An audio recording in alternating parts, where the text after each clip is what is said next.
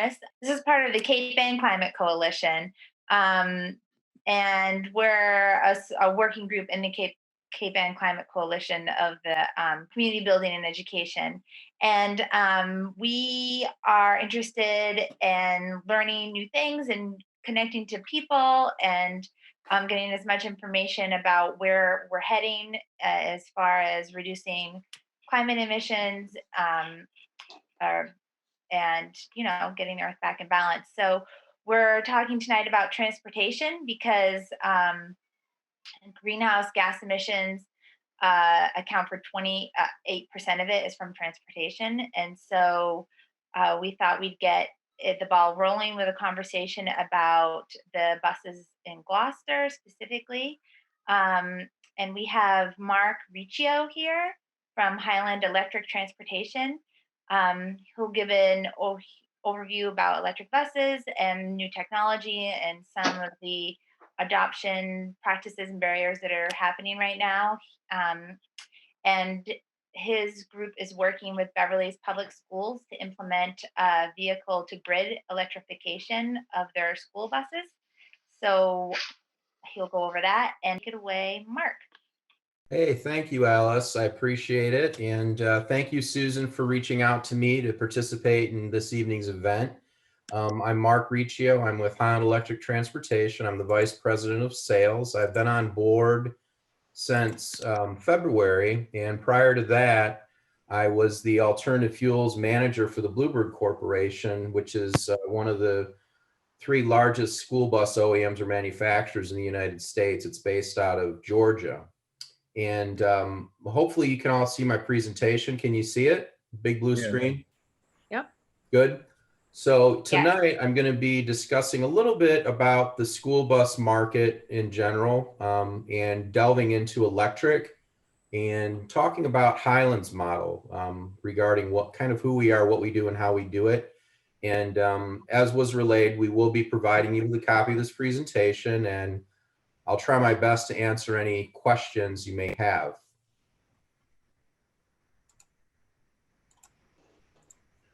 So if you think about school bus in the United States, there's really about 480,000 buses in operation on a daily basis in the US, and they transport 26 million student pupils safely every day to and from school.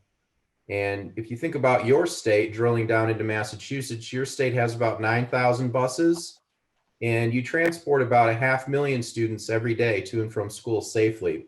If you think about the school bus industry as a whole, it's very traditional. It's very slow to change. It moves at a glacial pace, and it's predicated on the fundamental reason of, safety is the main priority that they're focused on. If you look at the annual statistics for fatalities related to school bus from the total ridership, it's the safest, one of the safest, if not safest forms of transportation on the planet. In the landscape of the market today, the overwhelming majority are diesel. This is a diesel dominant market. Alternative fuels have been around probably for the better part of, I would say, a decade and a half. However, they haven't really gained a lot of traction compared to automotive, which has been much more malleable and much more faster to adopt. There are different types of alternative fuels in our market. We have compressed natural gas, or CNG. We have propane, which is currently, I would say, the king of alternative fuels in the market for us. We also, you guys are going to laugh at this, but we consider gasoline an alternative fuel in the school bus market, which is kind of an oxymoron, but it's non-diesel, and diesel has really been a predominant player in this market for probably the last 3 decades. Originally it was gas, and now it's kind of coming back full circle. So that's kind of the lay of the land in terms of what's out there from a fuel mix perspective. The advent of electric is pretty exciting. It's a technology that's actually been around for quite some time in the school bus market. My old company, Bluebird, actually had some of the first electric buses that were employed for the Summer Olympics back in the mid 90s for Atlanta. And the technology has come, quite a long way from those old days of the lead acid batteries to where they are now. It's been, something that's been gaining by leaps and bounds. It doesn't exist in a vacuum, and it continues to improve and gain efficacy. I would say all told today, throughout North America, there's probably north of 500 electric school buses that have rubber on the road to date, and it's growing by quite a bit exponentially. In the school bus market specifically, we encounter three factors. One is obviously elimination of pollution. These electric units actually are 100% emissions free from tailpipe. So we don't have to worry about particulate matter or PM 2.5. We don't have to worry about NOx. We don't have to worry about oil changes. We don't have to worry about anything that is associated with diesel, which is becoming more costly to maintain. They're going to be implementing more stringent criteria through the EPA from now until 2027, which is going to make diesel even more expensive and burdensome to maintain and own. We kind of refer to that in our market as diesel fatigue.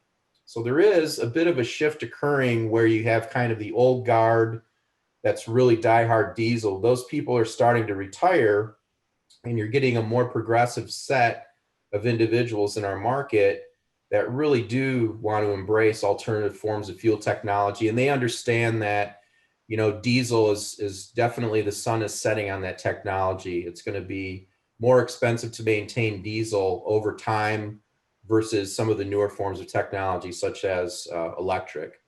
Another factor that we run into with electric right now in the early impetus stage of this market is the cost. So a typical electric school bus costs 3 times more than your typical diesel bus. So there's a high incremental cost differential or delta that has to be overcome. And most districts really don't have it in their existing budgets to pay for that incremental cost difference, especially now given unfortunate present condition with COVID. Just about everyone's budgets have been affected in the latest round of cuts. Most budgets for schools typically coincide with state budgets, which usually happen around June or July. So your state of Massachusetts has already had significant budget cuts made at this point. But most districts are really flipped out about what's potentially coming down the pike for the next budget cycle right around the next summer, due from the economic fallout, which is happening actually right now from COVID. Another factor that we run into with school bus in this market is the real inherent complexity of managing the technology, implementing the infrastructure, putting together a managed charging program, working with the electrical utilities to do the interconnection permits, which is a whole nother ball of wax. So there's really some different factors going on in this market at the present time. As we talked about some of the barriers, you have upfront costs. You have to be pretty savvy with the energy infrastructure. There's a lot of hidden costs with infrastructure. I can speak to that fact with our Beverly pilot, which we just implemented. The infrastructure for that was significantly expensive. We paid for it out of our pocket, and National Grid paid for some of it as well. There's all kinds of charging complexities if you develop a vehicle to grid program to integrate the software and hardware to do that and to come up with a managed charging program. And the list kind of goes on and on from there. In order to counter a lot of those obstacles, there are strategies to take a look at with this technology to kind of solve the upfront cost barrier. If you think about the fact that an internal combustion engine typically, which is a traditional engine, we call them an ICE engine, typically has about 2,000 moving parts and pieces in its powertrain, versus an electric unit like an electric school bus, which really has less than 1% of that. It doesn't take a rocket scientist to realize that there's just fewer moving parts and pieces with this technology that really gives you a benefit from an operational cost saving standpoint as it applies to a maintenance cost savings perspective when you look at total cost of ownership versus a traditional diesel model. So over time, you're actually going to save more in maintenance than you will with the traditional diesel, or even other forms of alternative fuel technology that's out there today. There's also the ability to tap these buses as V2G applications, or vehicle to grid applications, and you can generate revenue by bi-directionally charging the bus and then discharging the energy back into the grid during peak hours, which typically occur in the summer months. So if you think about an electric utility like National Grid, they only have a limited or finite ability or generating capacity to provide electricity. So in the summer, when everyone comes home and they run their air conditioners, that's a problem. They have to find energy from somewhere. So they typically purchase it from peaker plants, which are almost these third-party mercenaries that are basically, you know, online to provide that power to cover peak loads and peak shifting for the demands of the market. If they don't do that, you know, you guys would suffer brownouts or blackouts, which just doesn't happen. So there's an ability to earn income from vehicle to grid. There's also the declining purchase pricing over time. As with any new technology, the more market penetration we achieve with the product, the more economies of scale the OEMs or the manufacturers are going to have on their respective lines. And the more, you know, you're going to see a cost decrease over time. It's like any other technology that's out there.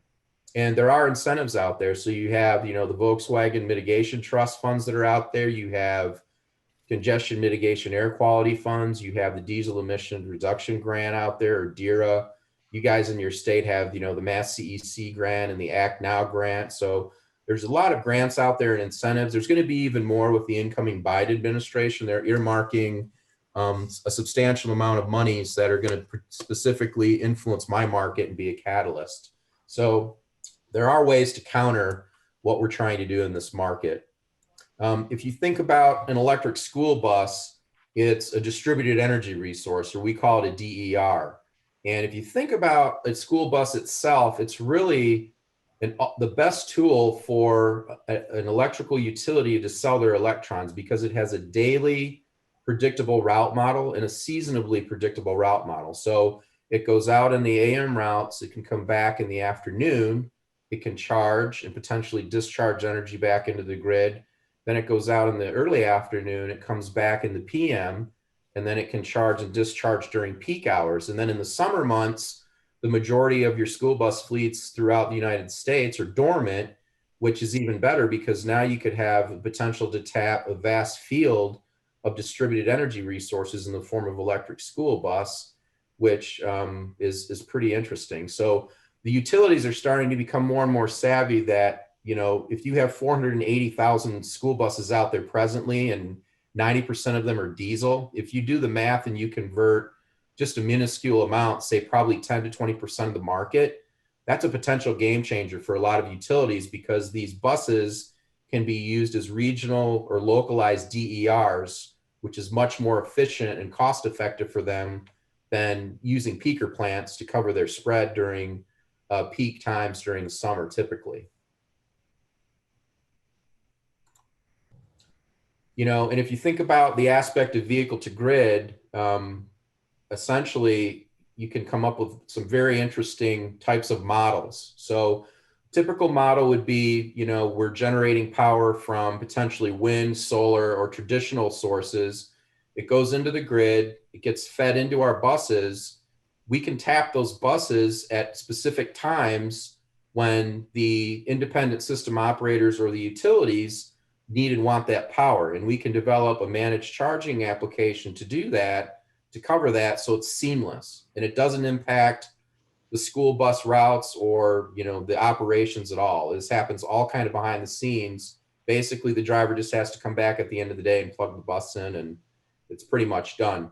But you can take this a step further, and you can have what's called a resiliency application. If you pair this up with solar or wind, and you can connect that directly to those power sources, you have what would be called a semi-closed loop or closed loop microgrid, where you aren't actually taking any energy from the traditional grid at all. You're actually taking it from sources that are completely clean. So it kind of closes the loop, and it promotes and provides energy, not only resilience, but independence.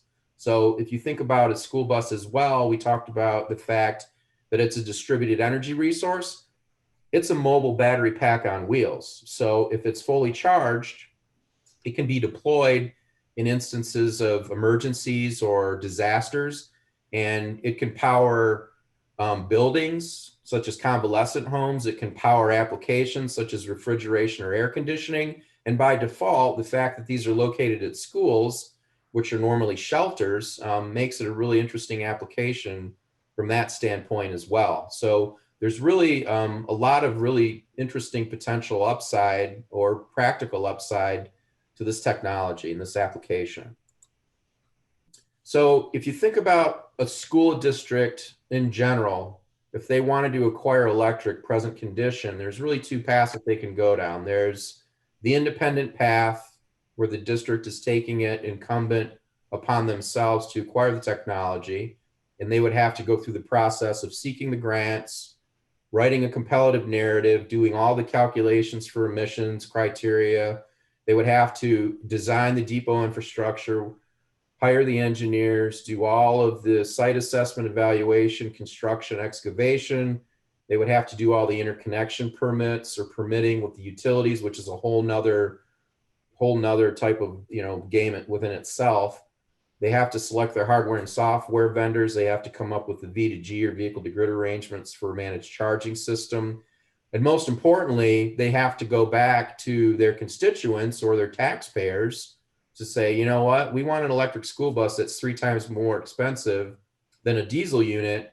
And we want you, Mr. Taxpayer, to fund this on the community's dime. And usually that's not a viable option for these districts. So what my organization, Highland Electric Transportation, is we are a comprehensive turnkey solutions provider for electric school bus. And what we do is we offer a bundled product solution consisting of financing, vehicle ownership, maintenance, and a long-term plan with these districts. So we actually partner with these districts, and what we're doing is we're kind of offsetting their risk profile, and we're taking it incumbent upon ourselves to kind of mitigate a lot of the pain and a lot of the risk that comes with this territory. So really, our solution is we're selling school buses really as a service, and we make our offering as simple as an easy to digest format as possible for these school districts or third-party fleet managers, which consists of a per annual price per unit per bus, which includes the infrastructure, all the construction, the chargers, the electricity or fuel itself, the incremental cost difference for the bus. We would pay for that. We also will pay for any periodic maintenance as prescribed by the OEMs, and also any unexpected repairs. So if something goes wrong with the battery system or the electric drive motor, which happen to be the 2 most expensive system components inherent with the technology, we're on the hook for that. The district isn't, as long as we're engaged in the relationship.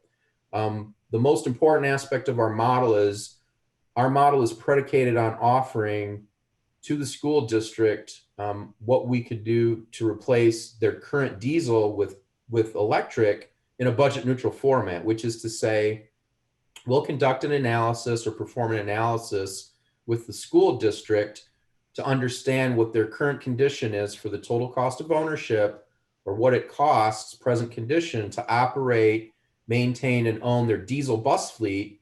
I'm going to make a long bet with my capital to do a very heavily front-loaded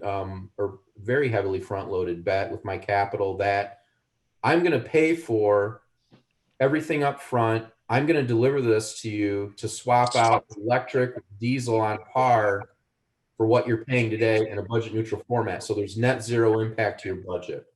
Also, we're going to be swapping out 100% emissions free from tailpipe application in electric school bus versus traditional diesel. So it's a pretty interesting model that resonated obviously with Beverly, and I'll get into that in a couple more slides, but that's kind of what we are. So as I said, we really offer everything from soup to nuts in that we plan, finance, charge, maintain, and manage the electricity storage and a vehicle to grid program. In the case of Beverly, we did that with National Grid.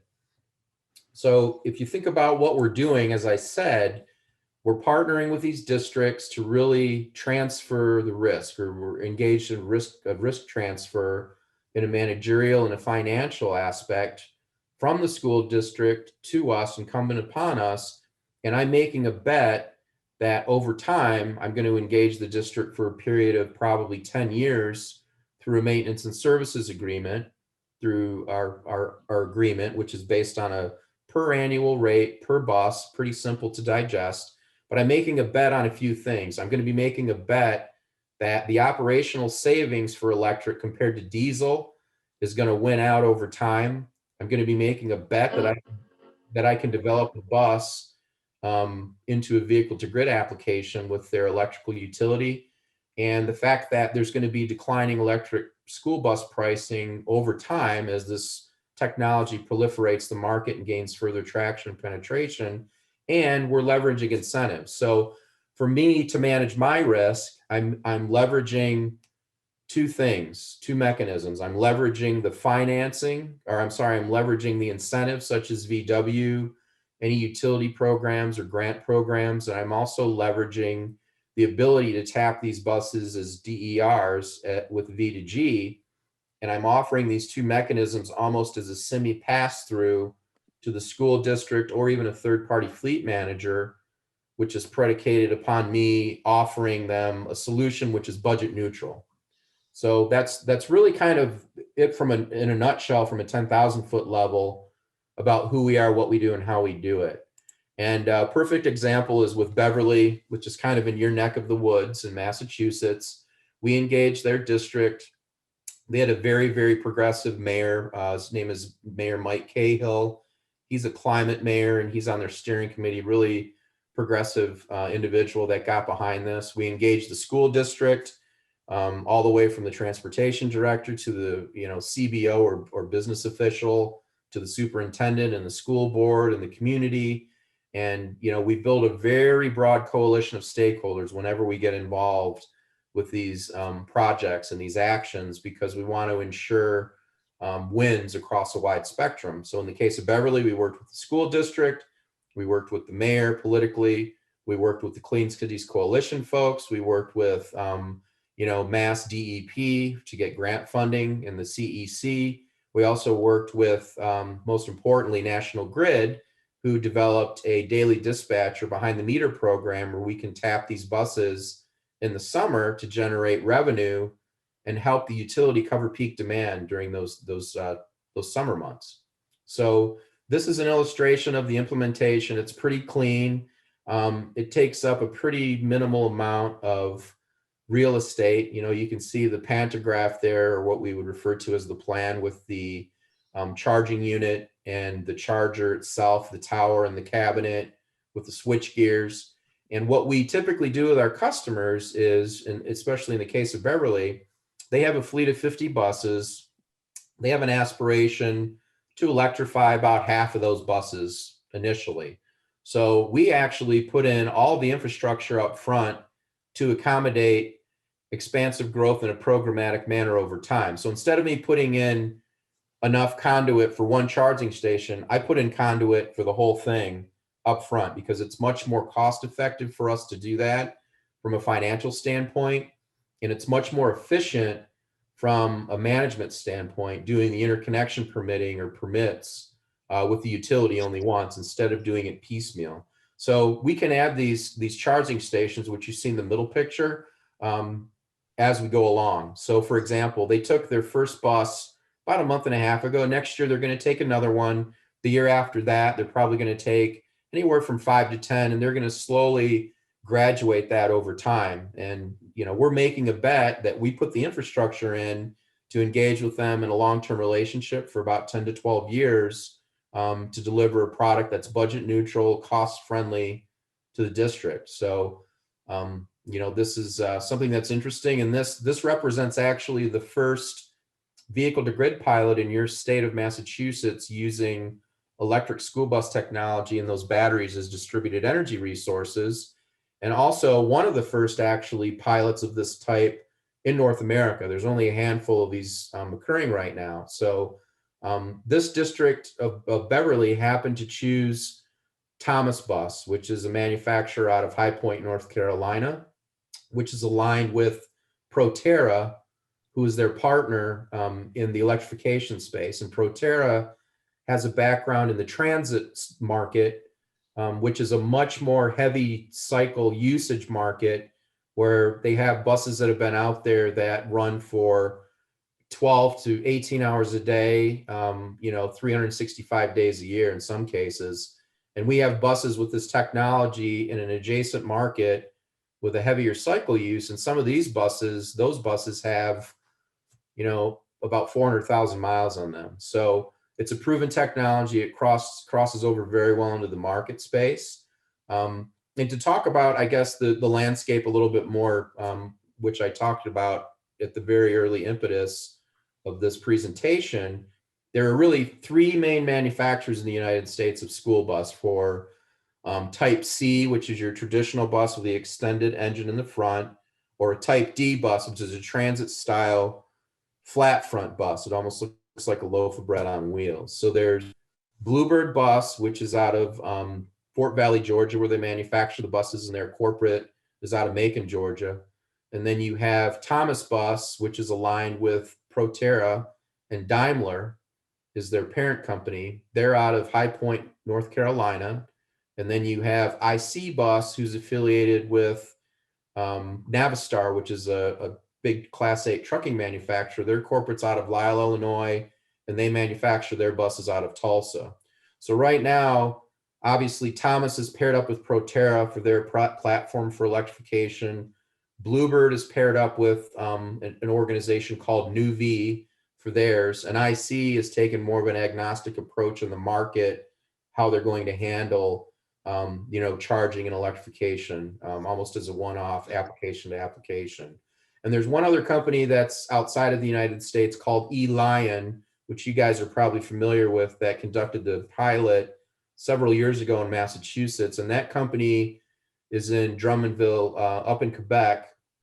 And they actually have a much different model than the United States OEMs or manufacturers, in that they don't have any physical rooftops or dealers really in the United States, with the exception of Albany, New York, and a couple out in California. So their model is more of a direct sale, and they don't have the VAR or value added reseller or dealer network out there that the other companies that I mentioned in the US have a very strong presence and an alignment. There's, all told and said, with those three, probably over close to 800 rooftops that can service these buses across the United States and Canada. So uptime is important, making sure the buses run every day, obviously.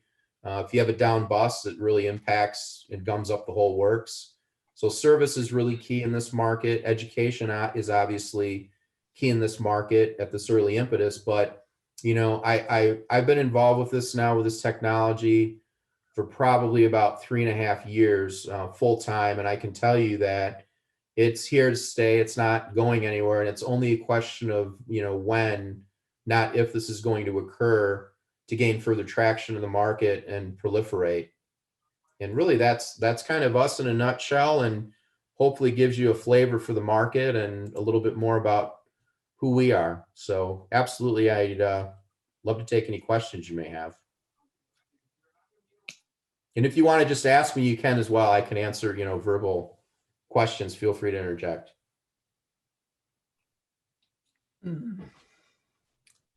Susan, did you want to handle the questions, or do you want me to? Why don't you do that? Because would you do it, please? So, Mark, we have two questions from Anna Vanderspeck, and she's wondering, does Highland Electric Transportation work with specific manufacturers? I think you answered that. So yeah, so we're agnostic when it comes to brand preference. So we'll work with a school district or a third-party fleet manager, and it's not my job to go to them and say, hey, you're loyal to Bluebird, why don't you try Thomas or IC, or vice versa. We're totally agnostic. So we'll work with the individual customer where their brand loyalty lies, where they have that loyalty to that logo, whether it's a Bluebird, a Thomas, an IC, or an E-Lion, and we'll work with them based on that aspiration to electrify where they're comfortable and acquire that technology with whom they see fit. Okay, and so another question was, do the fuel cost savings in V2G revenue go to the community or to Highland Electric Transportation? Yeah, as I said in my presentation, Highland is taking that revenue, Right. and we're applying it to our model, which is predicated upon delivering electric in a budget neutral format for what they're paying today for diesel. The community, if they want to choose to, they can leverage that vehicle to grid revenue, but my offering would not be budget neutral at that point. It would be a much higher offering. So we're using that V2G almost as a pass-through or semi-pass-through as a benefit to delivering a budget neutral product with which the end user customer is going to benefit from a budgetary standpoint. Okay. And Alice, can I just jump in? Does everybody understand what vehicle to grid means and what he's talking about is how he's going to make money on that? So Does anybody want that explained? Okay, good. I think that was pretty clear. Good. I put the slide back up so you can look at that if you want. But essentially we're basically providing school buses as a service to not only the district but also to these utilities, because as I said, if you think about a bus, it's really an ideal tool for these utilities that are becoming more savvy to sell their electrons. So I would say right now the overwhelming majority of the utilities we engage today are kind of taking a wait and see approach on this, and they want to have opportunities brought to them similar to what we did with Beverly. But as this market continues to develop, believe me, they're going to want to get involved with this, because it's an optimal way for them to sell their electrons instead of getting it from peaker plants. So it's definitely, I think, the wave of the future. Absolutely. And there are some progressive utilities out there, obviously National Grid being one of them, to come up with, the daily dispatch program for us. If you look a little further south in Virginia, there's a utility called Dominion Energy, and Dominion Energy is probably one of the most progressive out there to date. They're taking a risk, and they said, we're going to buy 50 school buses on our dime, and we're going to give them to, I think it was 15 different school districts in Virginia. And the reason why they're doing that is because the devil's in the details, and in this market, especially in its early impetus stage, the details are in the data. So they want to get their hands on this data so they can model it and understand it, and understand how these school buses operate, and how they can optimize it as a tool for them. So as this market matures, you're going to see much more of that, not only in my market segment, but you're also going to see it in the automobile market as well, as that continues to proliferate and gain further market penetration as well. so we have a question about whether or not, if in 5 years, if it's not working, what happens? Sure. But go ahead. Sure. So if something happens to the battery system, and they were engaged with me as a collaborative partner, nothing would happen to the district. They're not on the hook for anything. I'm the one who has to pay for it. So most of the OEMs are going to give you a finite warranty on the battery and the powertrain. But outside of that, you have to purchase an extended warranty to cover that, which is extraordinarily expensive. But I'm willing to make that risk and that bet to do that, as long as I'm engaged with a customer for an extended period of time that has some type of volume that they want to bring to the table to engage in a partnership with. So we're making a long bet over time in a programmatic manner that we're going to electrify a fleet. So if you have a school district or a third-party fleet manager that wants to do 1 or 2 units and that's it, that doesn't really fall into our wheelhouse. We're looking for a fleet that has an appetite to do this over time in a very meaningful and substantive manner. So can I ask a question? You can ask me whatever you want. That's why I'm here. I wasn't sure if my audio was working. So who owns the bus? So actually, Highland owns the bus. We hold the title on the bus. The district, actually, the only thing the district has to worry about is providing the drivers, because we feel that the districts will do what they do best, which is to ensure that the pupils are transported safely to and from school every day, and we'll handle everything else. At the beginning of every day, when they're ready to go out on their routes, they're going to have a fully charged bus, and the only thing they have to worry about is unplugging it in the morning and plugging it in the afternoon, unplugging it again, and plugging it in the evening, and that's it. We provide And all who the fuel and everything else. and how does it work if the city is using a bus company to Yeah, contract that with? would be what I referred to as a third-party fleet manager, or Yep. or a 3PM is what we refer to them as.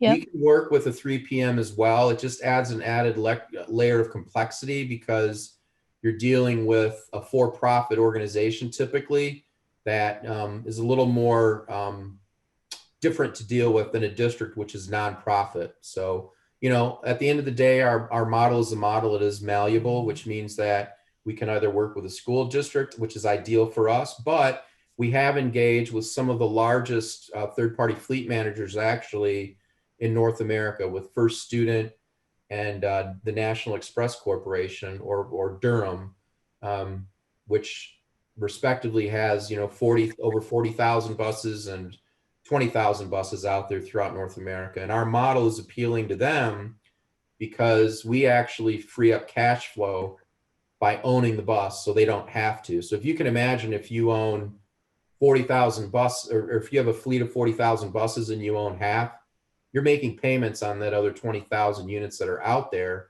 And given the present condition with COVID, a lot of these school districts aren't in session, so they're not paying on their contracts, which are predicated upon the third-party fleet manager, the 3PM, performing a service, which is to transport kids to school. If they're not doing that, a lot of districts, and I know of a lot actually in New York and New York City in particular, they're not paying it. They're just saying, so what, we have a contract, we know it's going to go to, you know, to potentially the courts in the state, and they're going to side with us. So, you know, sorry.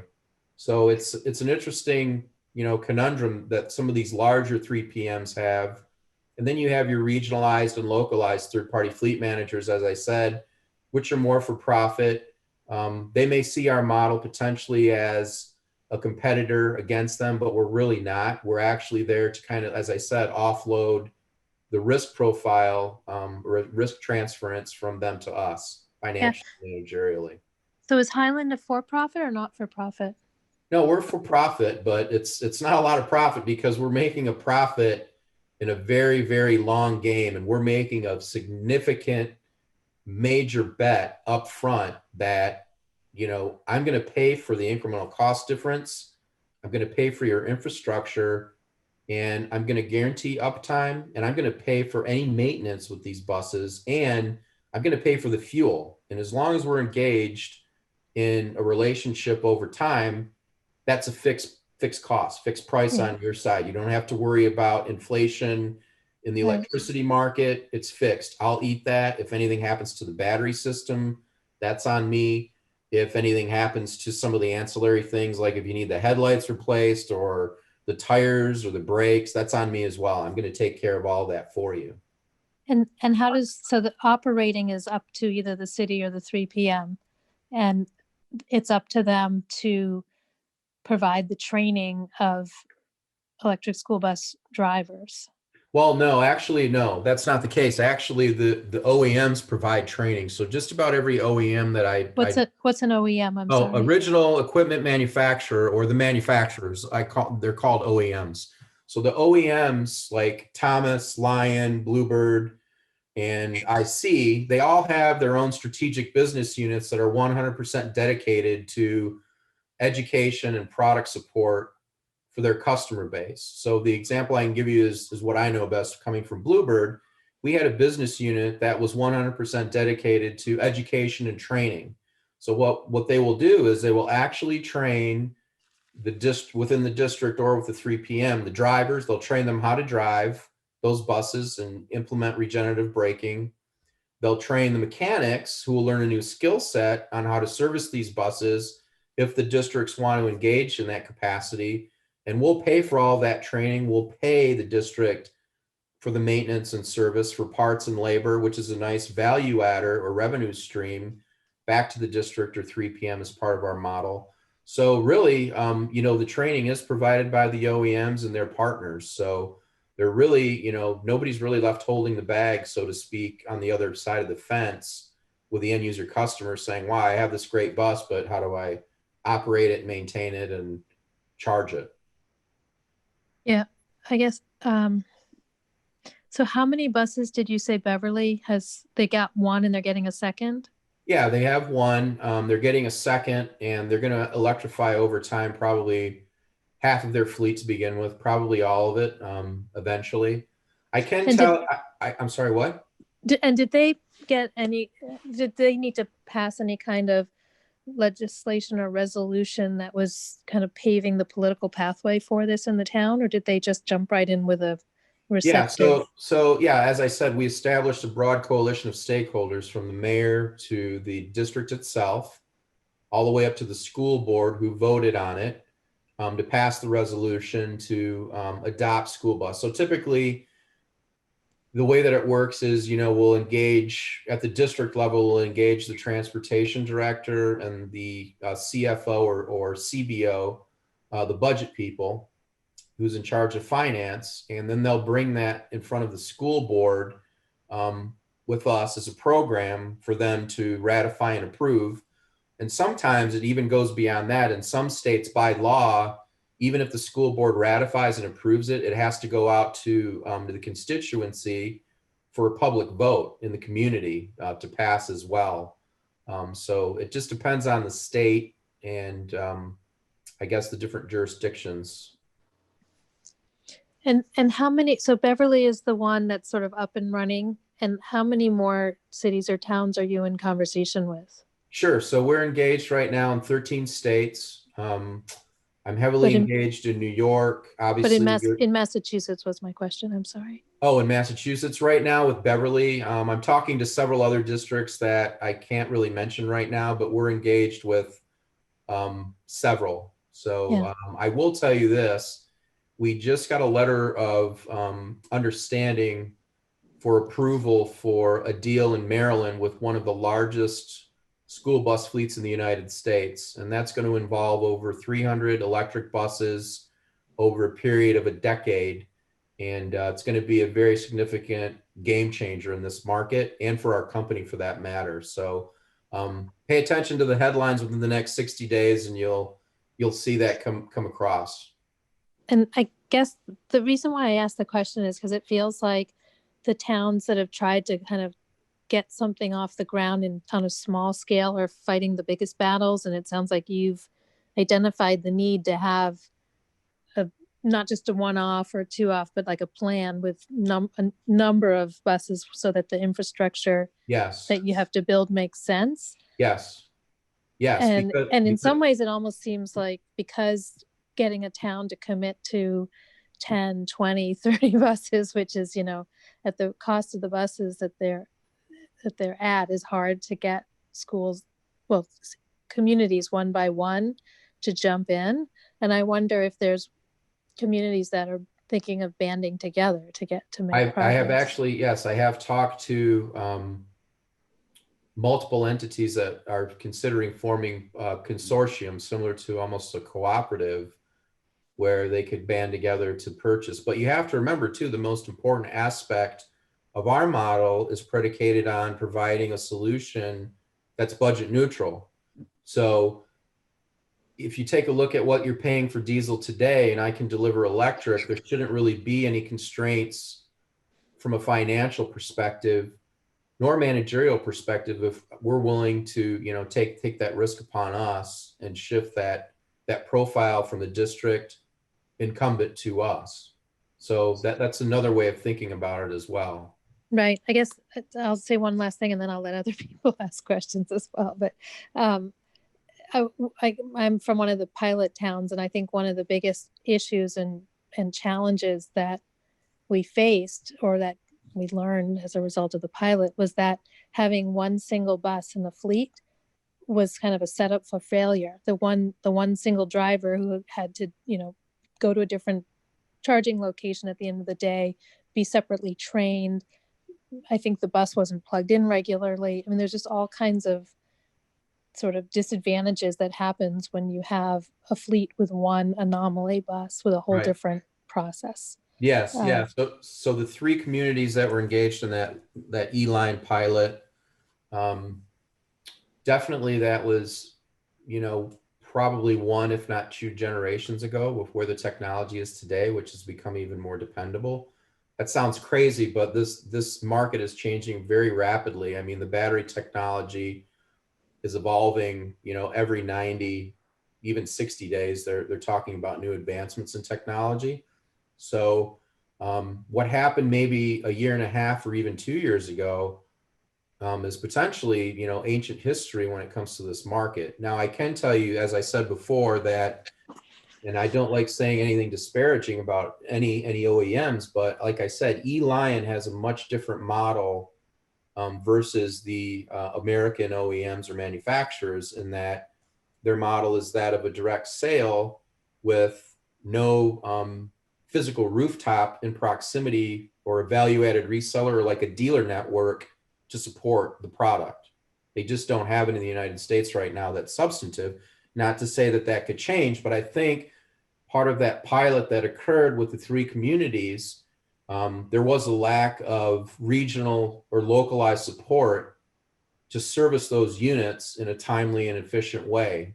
So that's changing a lot as well. Even Line has done a much more better job of, providing, outreach, service and education and product support than they did even, a year ago. So a lot's really changed in the market, but, you have to understand the market, I guess, in order to really, take advantage of some of the options that are out there. Could I ask a question? I'd like to find out a little bit more about what you mean when you talk about the long game and the fact that your business model requires, a certain period of time for Right. you to have a good balance of your costs versus your revenues. What for a city like Gloucester, for instance, what would a typical contract be in terms of length to have it work for you? Potentially, we would have to engage in an agreement for about a period of 10 years. 10 years? Minimum. Okay, that sounds. And we would take a look at your present TCO, or total cost of ownership, for diesel, and that ranges. It's all over the board. It depends on the district, but it ranges anywhere from roughly 25,000 a year per bus to, we've seen it as high as 40,000 a year, and that's fully burdened costs for acquisition of diesel, fuel, ongoing maintenance over that same 10-year period. So we'll take a look and do a deep dive with the district to find out over that period of time how much it costs them to own, maintain, and operate those diesels. And I'm going to make a bet with my capital up front to say, you don't have to worry about the incremental cost difference in the fact that this bus is 3 times more than a diesel. I'm going to pay for that. I will also pay for the infrastructure. Not only that, I'll put it in to accommodate your expansive growth or aspirational growth over time in a programmatic manner. And I will also engage the electric utility to develop a vehicle to grid program. I will also write the grant for you. We have a grant writer on staff who's a wonderful grant writer, to put together a very compelling narrative tied to some of these applications tied to VW or Mass CEC or the Act Now program or whatever incentive program that's out there. And, we'll put it all together. And as I said, we'll establish a broad coalition of stakeholders that will leverage and bring to the table to form a really great collaborative partnership with you, the district, to guarantee wins across a wide spectrum when it comes to fruition. And if the district happens to own a bunch of diesel buses, do you get to sell the old diesel buses or scrap them and get whatever the value of that is? So for example, in the case of VW mitigation, typically it does vary a little bit from state to state, but typically with the benefit mitigation trust that was set up on a national level, in order to qualify for scrappage, you have to have a 2009 or older diesel bus. and you have to drill a hole through the engine block, and you have to cut or chop the chassis in half to scrap it. So there is a menial scrap value to the bus potentially that the district can reap from it, but you're trading in and actually destroying that old bus, and you have to present very well documented evidence to the state that you're doing that to receive, the grant funds to be considered for them on your application. You have to provide VIN numbers and photographic evidence of their destruction and scrappage, and that's typical with the VW program, and there's other programs similar to that are out there. Interesting. Candace, doesn't Gloucester lease their buses? They don't own them, do they? Or do they? I don't know the answer to that. Anybody else in our group know? We lease them. Yeah, and if you're Yeah, on a we lease, lease them. if you're typically on a lease program, you're doing either a lease to own, which is typically anywhere from a 5-year lease to a 7-year lease, sometimes even longer than that. So at the end of the day, you're owning. But even if you're on a lease program, you're a strict lease program, you would be paying similar to what we'd be doing with our program. So actually, if they were on a lease, by definition, they would be very comfortable with what we're offering. So in So essence, would just be, oh, excuse me. Go go ahead. ahead, Susan. Well, so I'm thinking if in fact Gloucester just leases these buses and they have a 2-year lease that they just signed or something like that, then when that lease is up, that would be a time that would make sense to switch over. And would we switch over to all of them? Or just, why is Sure, there? we'd love to get 100%, but I don't think that that's in the cards. I think that it would be dependent upon, the appetite of the district. So if they wanted to, take it kind of slow and say, similar to Beverly, where we do, an initial tranche of 1 or 2 and then ramp it up slowly over time, we can certainly do that. If they wanted to be more aggressive and, do half of their fleet in, one phase and the next half in another phase, we can do that as well. So, we're comfortable working with at whatever adoption rate makes sense for the customer or the end user, as long as there's some volume attached to that. As I said, it doesn't fall into my wheelhouse. My model doesn't work if you have a district that says, wow, I want a free bus, I maybe want 2, and that's the end of it. More power to them. You get the grants and, pay for the infrastructure and the managed charging, everything. It's pretty complex, but it doesn't fall into our wheelhouse to do something like that with our Why model. is Beverly going 1 or 2 at a time? Why don't they go larger? Like Jessica said, sometimes if you just have one bus driver driving one single electric bus, it's kind of. They just wanted to take a more probably conservative approach, I would say, to this, just to see how it's going to work. But don't they have to put up a certain amount of funding per bus? No. Yeah, it's predicated upon what they're currently paying for diesel today. So it would be as if they were paying to operate a diesel bus. And so are you able to share, like, what's the amount that they have to put up for their one bus so far? I wouldn't feel comfortable in divulging that. It's within the range that I stated, between those 2 ranges, the low and the high. What, I don't remember what Per those year. were. Between 25,000 and 40,000 a year per bus. And I I'd be more than happy to provide you with a reference to Beverly if you want to reach out to them directly, and you can have that conversation. But I would prefer not to state that. But so the way you're saying, the way it works is that a city has to provide between 25 and 40,000 per bus over what time frame?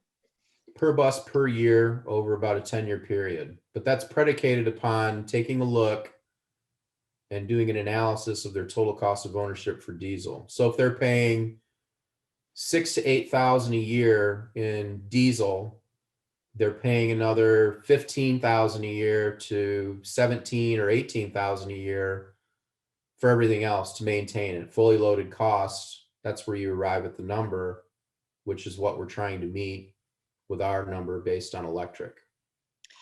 If a school district shrinks and they don't need as many buses, Do you take that into account, or do they already have to keep the amount they Yeah, retain? we would have an agreed upon implementation within the proposal and within the agreement. If for some reason a district, fell on hardship or they wanted to reduce their fleet, we could do that, but there would probably be a clause in the contract, that would be a penalty for doing something like that. Because I'm making the investment, to put these buses in the district. I mean, that's money that we're paying for up front to finance that. So is it more attractive for a city to have a third party contractor that increases the percentage of electric buses that they offer the city, or to have you own more, like essentially, but what they'd have to do is have the third party contractor agree to operate, but not to own the buses. Is that Right. essentially? Yeah. That's a good question. As I said, I mean, when you add a 3 PM or third party fleet manager to the equation, it obviously adds a layer of complexity there. In terms of the district, if they're already engaged with the 3 PM, they've already made the decision that it actually benefits their district more to place the responsibility of the busing on a third party. So for us to engage in a similar capacity with them, I don't think would put them outside of their comfort level for the district. It's with the third party itself, which would be seeing us coming in to help them mitigate their risk, which they're already doing for the city or the district itself. We have actually spoken, and I can say this, we've spoken to a number of districts that have 3 PMs that are considering bringing their busing back in-house and potentially taking it back from the 3 PM and leveraging our model, so to speak, where they will have their own drivers transporting the students. So we have a few more questions that sort of are associated with each other, and it has to do with what is your capital structure and debt to equity ratio, and what happens if you go broke in 5 years? What happens to Yeah, I won't get into the debt to equity ratio and into the weeds. What I can tell you is we're sponsored, we've partnered and we're sponsored by one of the largest, actually the largest energy company in the United States. So we're very fortunate, and we have access to competitive cost of capital, some of the most competitive in the market. And go ahead, Dick. Who is the largest? It's the deregulated side of Duke Energy. Okay. Well, that's good to know. So we don't compete with the utilities where we are in any region, because it's their deregulated side of their business. So it's more capital. Yeah, so that was my main worry here. So you have staying power, obviously. Oh yeah, absolutely. And I can say my CEO, his name is Duncan McIntyre, and he actually started out in the solar market, and he made a fortune in that market. He had a company called Altinex, which was acquired by Edison Company, and he actually was amalgamated into Southern California Edison, and he led that strategic business unit for probably 7 or 8 years. And for lack of a better term, he got really bored, I think, with what he was doing. He was a young man at the time, and he looked at other markets that he could potentially get engaged with that showed interesting promise. And he saw the advent of school bus electrification with vehicle to grid and the use of them as distributed energy resources as a very interesting market. So he's been kind of was off quietly on the sidelines over the last 3+ years, modeling this market well before anybody's even considered getting into it. So we've kind of done a very deep dive analysis of the nuts and bolts and ins and outs of this market. And it's similar to, if you're familiar with the solar market, what they would call a PPA, or a power purchase agreement, whereby you have a municipality that wants to engage solar and implement it, but it's very expensive and almost cost prohibitive to do that on a very large scale. So what he did with his company is he found a way to finance the projects and amortize the costs over time to hedge his risk with his investment. So that's something similar to what we're doing in this market. That makes a lot of sense. I think that Yeah, we have been thinking about a microgrid capability here, so this might be a way to ease into a microgrid over 5 to 10 years that would be pretty substantial. right, exactly. And yeah, if you have pre-existing solar, all the better. If not, we can work with you and your solar provider to make that a reality. And there is a growing interest in the market for funding those types of programs that do have a resiliency aspect when you bring in a closed loop or semi-closed loop microgrid for that. Right. So we have one more question by two people who want to know the same thing, is what powers the charging stations? Sure. And I think it's possible, but can you tie into a solar array? I think you spoke about that earlier, but it's a There more is, specific so question. yeah, it's a two-part question. So in the Beverly implementation that I had shown you, they have a 60 kilowatt off-board DC fast connection with that. So it's bidirectional 60 kilowatts. So I can charge the bus, that 220 kilowatt hour battery pack on that bus with 60 kilowatts. And then I can discharge energy back into the grid bidirectionally with the same throughput or input. So if you think about it, the school bus battery, say on a really heavy day, you're going to get probably, if you don't have air conditioning on it, you'll probably get 130 miles out of that bus fully charged. So if you deplete the charge, let's say you deplete the charge in your AM route, that bus battery is never going to go to zero. It may say zero, but the batteries are managed in such a way that they go down to about 10% and then they never go above about 95%. It's just the way the technology is. So if you come back at the end of a route and you're at 0%, which is really 10%, to recharge that bus is only going to take you, with a 220 kilowatt battery pack, it's going to take you about 3 hours to fully recharge that bus with a DC fast charge versus a level 2, which is what you see a lot in the market today, which is a 19.2 kilowatt charger. So you're going to get a much faster charge with an off-board DC, fast charge at 60 kilowatt, which Thomas is offering in Beverly, and Bluebird is offering that through their partnership with Nuvi. And I think IC is doing, combination of level 2 and potentially DC level 3 as well. So that answers the first part of that question. And what was the second part of that question? It was The second part was if it can tie into a solar array yeah. or So there's potentially two ways to do it. You can either do it indirectly through the grid itself. When I illustrated the model for vehicle to grid. So there's an indirect way that you can do that. But there's also the potential to do what we call a semi-closed loop microgrid. So if you can imagine, if you take out this part of this model right here, and now you're taking these buses and you're directly jacking in to solar right here to recharge them.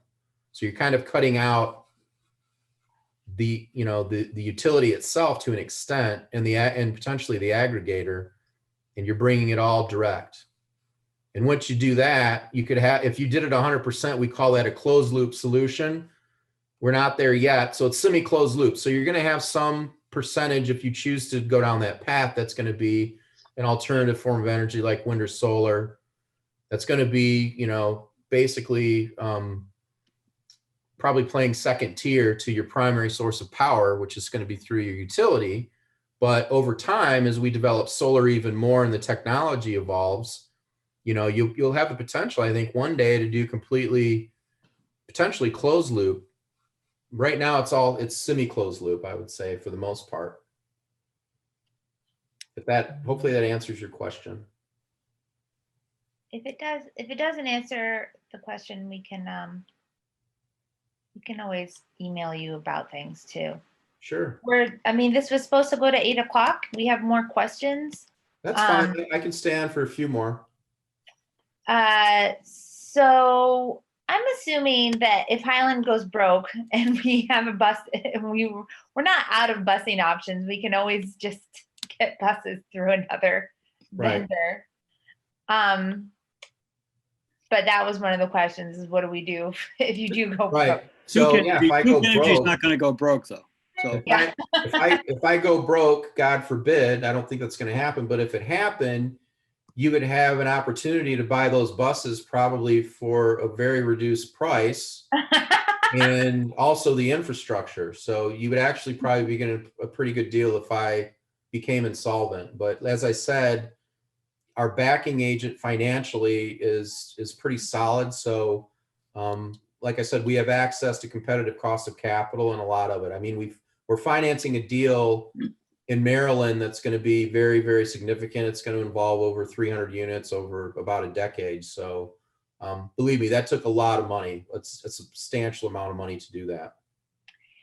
So this will be our last question. And if anyone has any more, we can always write to you guys.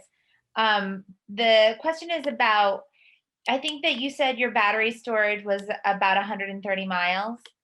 The range, yeah. On a full charge, you're going to get about 130. If you run the heat or the air conditioning, it's electric, so it's going to give you some degradation. But you have to remember that these buses are equipped with regen mode, or what they refer to as regenerative braking. So anytime that bus is moving forward with inertia over 10 miles an hour, typically, and that accelerator pedal is not being depressed, it's recapturing energy into the system. Right. So you're kind of charging the battery with regen. So with a properly trained driver, you can see a regen rate of anywhere from what we've seen on daily route usage, a recapture rate of anywhere from about 7 to 13% with regen as well. Yeah, So, we have a car that does that, and it's great. yeah.